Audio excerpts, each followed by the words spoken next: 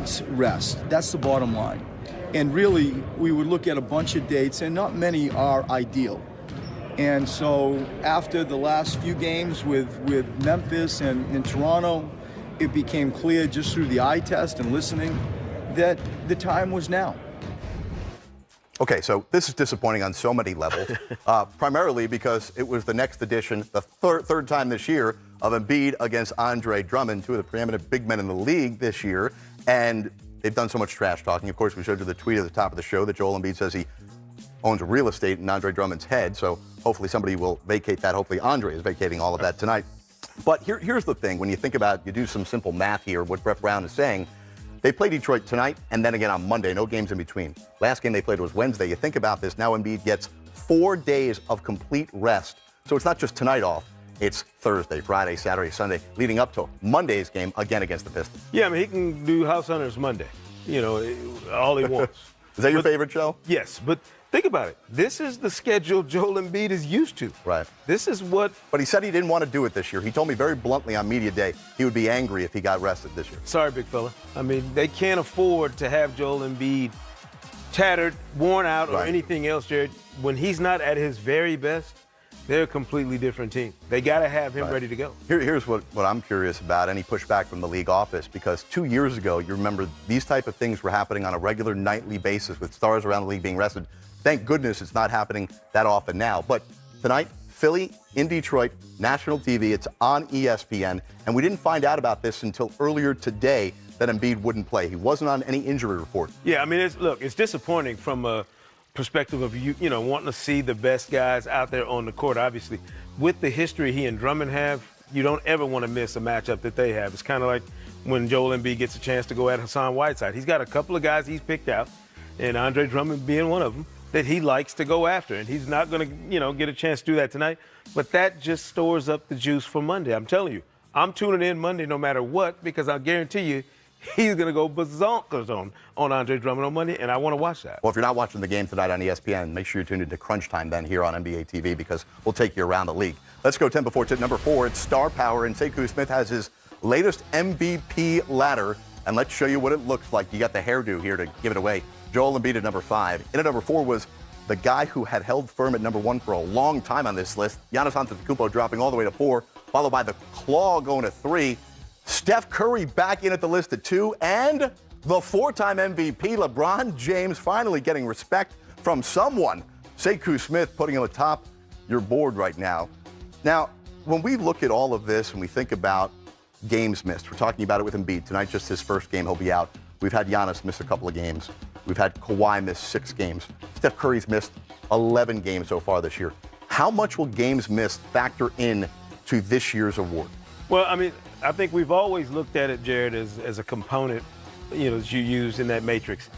My issue about that is we got to stop penalizing guys for things that are out of their control. If you're Steph Curry and you get an injury, you can't control the fact that you're going to have to miss that time. Now, if it's a different, situation, it's a maintenance program, that's different. That's something I think that has to be factored in differently into this equation. But if you're hurt, you're hurt. And if your team looks the way the Warriors look, yeah, but people would argue with you on that, because even though Steph Curry was out due to a groin injury, you could very easily argue if he was on any other team other than the super team out west, he would have returned prior to 11 games. He may have, but if he was any other player, he wouldn't be on top, of the list right underneath LeBron the way he is. Look, let's be honest. Let's look at this with clear eyes this deep into the season. There's a holy trinity in this MVP race right now, and it's LeBron, Kawhi, and Steph.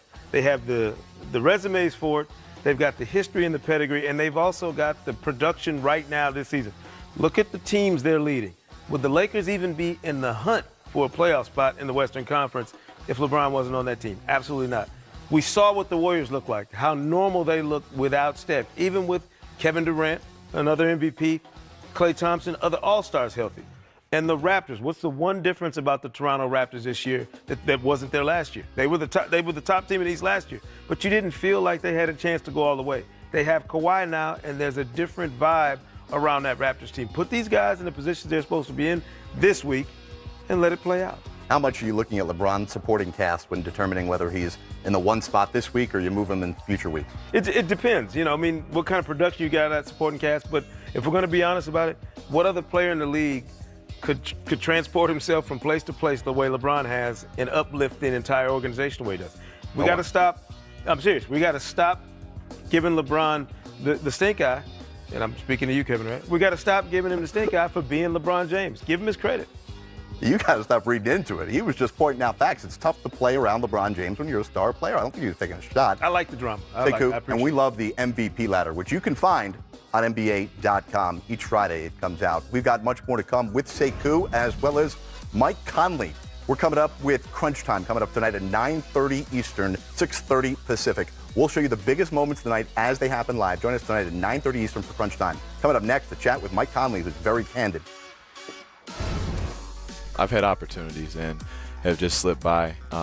But for me, I've always been just such a team guy, just always trying to win games, trying to win playoff series, trying to get to championships. They played New Orleans coming off a fantastic win against the Clippers. 6-win improvement year over year, last year to this year for the Grizzlies. They've been doing it with that grit and grind style, not just the cliche, and nobody's been playing better than Mike Conley, who's having a career year in terms of points and assists. And also, look at this, leads all players in offensive loose balls recovered. He is putting it all out on the floor. So we had some questions earlier tonight from Mike Conley about the pressures of this season, particularly after the owner said in the offseason, this Grizzlies squad should win 50 games. Yeah, I think guys, who we've put on this team this year, guys who we've signed in offseason, guys who have come back from injuries from a season ago, all have come back with a different sense of urgency, motivation. Not for any pressure from owners or coaches, but just putting pressure on our own self. Just knowing that we got to go out and do our own job to have a chance at winning and being successful in this tough league, especially in the West. So I think guys have just come back with a different mindset individually and have really gelled together quickly in the early part of the year. Mike, maybe I gave the basketball fans too much credit because I thought we were beyond this whole Mike Conley is the most underrated player thing in the NBA, right? Because I figured everybody knew how good you were when you're healthy. And now that you are healthy and now that you're putting up these numbers, it seems like you're not being shy. In fact, you're being proactive the last couple days and couple weeks to say how much it does mean to you to be an all-star. Why is it not only important to be an all-star, but important to voice your opinion on this? Well, for me, it's just become, more glaring over the years. I think outside of the injury seasons, I've had opportunities and have just slipped by.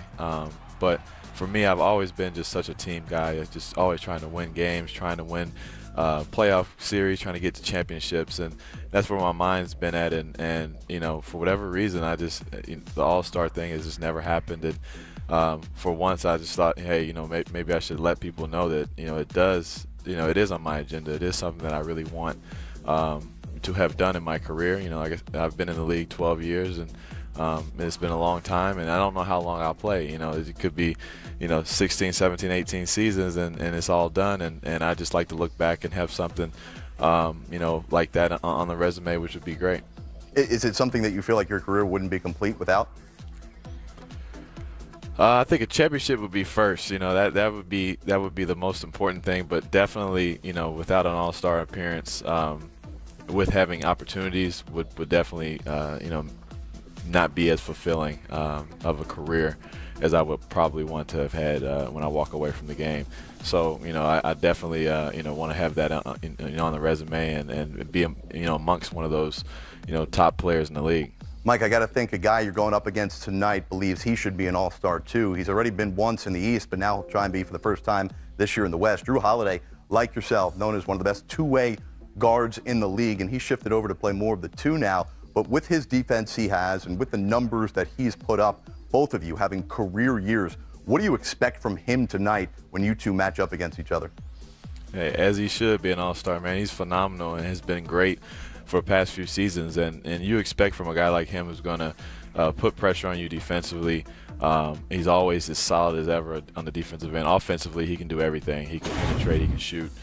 He makes plays for his teammates and plays with a great pace. He's very patient and plays under control at all times. So it's going to pose a challenge for all of us as guards tonight dealing with him, and we're just going to do our best job defensively on him, and hope that this night isn't as easy and comfortable as he'd like it to be. And the fans there are going to sell out the building tonight at Smoothie King Center, so they're trying to make it uncomfortable for you as well. We'll look forward to checking in on you on Crunch Time tonight. Mike, good luck. We appreciate you joining us, and control that pace tonight, because they're going to try and run it up and down the court on you. That's the plan. Thank you very much. There he is, Mike Conley. That's the answers. Trending! Going in the right direction for the league's hottest team, Denver in Charlotte tonight, trying to make it 8 straight. OKC and red-hot Paul George take on the Bulls, looking for a 5th straight. Meanwhile, weird home and home here. Got Lakers and the Spurs. LA trying for a 5th straight win. Meanwhile, Spurs come in hobbling, having lost 4 of 5. Speaking of hobbling, no team more confounding this year than the Houston Rockets. League best 65 wins last year. Now they've lost 6 of 8. And here's what Eric Gordon told The Athletic after last night's loss, getting beaten up by Utah. I have good games.